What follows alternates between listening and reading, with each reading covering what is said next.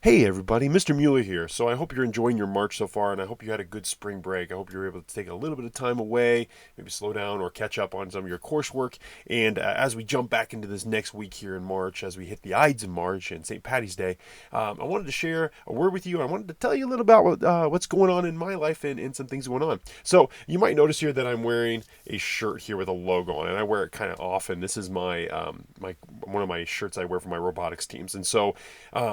At my brick and mortar school, coach a competitive robotics club.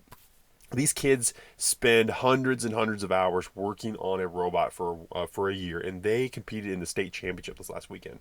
And one of my teams actually did so well they qualified to go to the World's competition in Dallas, the VRC World's competition in Dallas, Texas. And so that means they're in the top 10% of all robotics teams in the world. And it was an amazing accomplishment for those guys. And it kind of got me thinking a little bit. As I wanted to share some things with you, I want to share with you a passage from Hebrews chapter 12. And here it reads something like this. Therefore, since we are surrounded by such a great cloud of witnesses, let us throw off everything that hinders the sin that so easily entangles us. Let us run with perseverance the race that is marked out for us, fixing our eyes on Jesus, the pioneer and perfecter of our faith. That verse struck me here because these my students here at the beginning of the season, we had a theme. It was called Worlds or Bust. And they fixed their eyes on meeting the goal. And they worked so hard. They persevered through challenges. They battled through adversity. They resolved conflict in their team, and they worked together to achieve something really amazing. And that is how God works in our lives, as He's placed us on a race that we're supposed to run. He's put us on this earth for a purpose. And here we are. We're going out and we're trying to serve, and we want to spread the word so that other people can know about Jesus and they can be saved from eternal suffering. And we want to do all those things.